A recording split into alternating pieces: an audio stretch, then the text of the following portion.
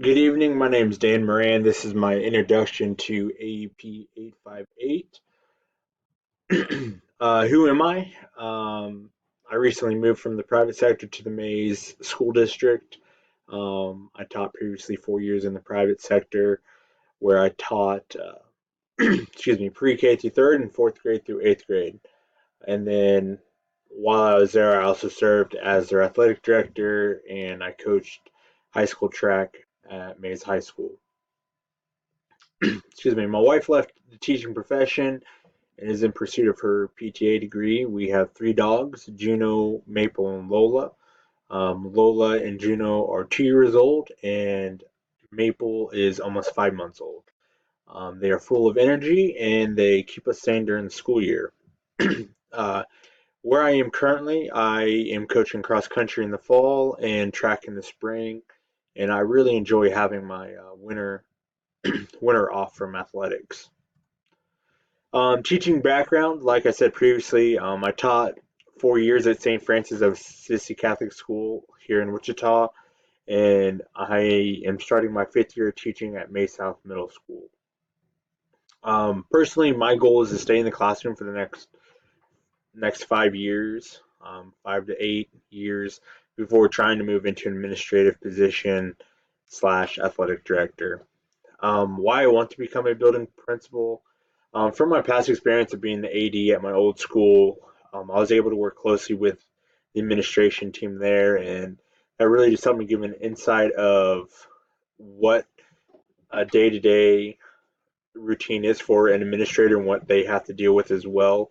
And I feel like my experience from being an athletic director will help me transition into a administrative position as well. And I know it's going to be challenging, but I feel like it's something that's really going to push me to grow and, eventually lead my school into the direction that I want it to go. Critical reflection on the process. My school or district uses to analyze and use data to inform instructional decisions. Maze reflects back on student data and analyzes it at the end of the year. And by doing so, they're able to see what areas need to be reviewed or what areas need additional support to it as well.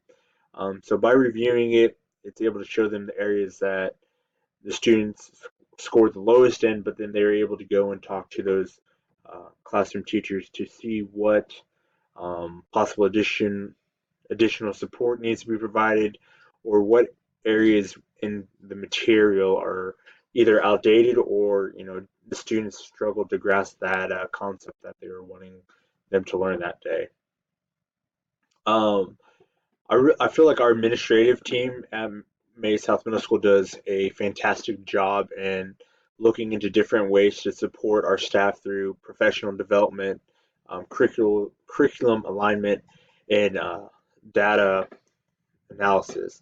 And by doing so, I feel like they're able to get a game plan of how they're going to help the classroom teachers improve their delivery of the lesson, but also allow the students to grasp the material that they are required to.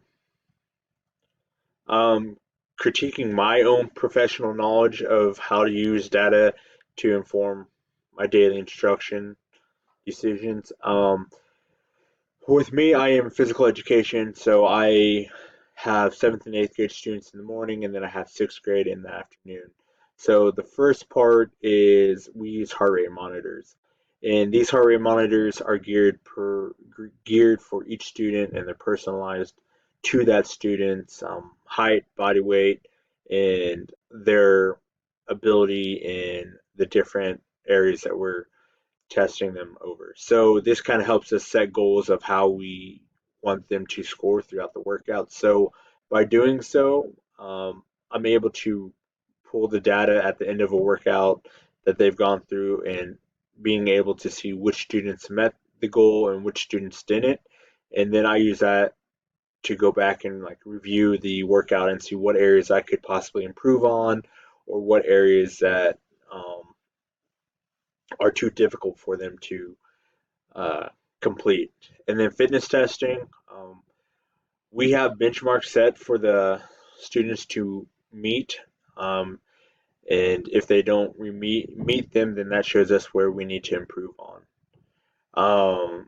By doing so, we're testing them over cardiovascular endurance, respiratory endurance, push-ups, sit-ups, and all that stuff. So by doing that, they're able to get a base score that we do at the beginning of the year or the semester, but then we will end up testing them two more times throughout the semester. So usually the halfway point and then at the end of the semester. So that way we're able to get three different scores for those students and able to see what progression they've made or where areas that we need to really focus on to help that student meet those benchmarks that we have set for them. For my sixth grade classes, we are starting to use Google Classroom, so we do a lot of Google quizzes, and that really helps us give us instant data and see where the students are on the quizzes and if they're actually grasping the instruction that is covered in the classroom. And then are our students improving on their PACER score? We do the PACER score base or test, I should say, once a month, and sometimes even two or three more times in it. But the kids have an Excel spreadsheet that they submit to us every time that the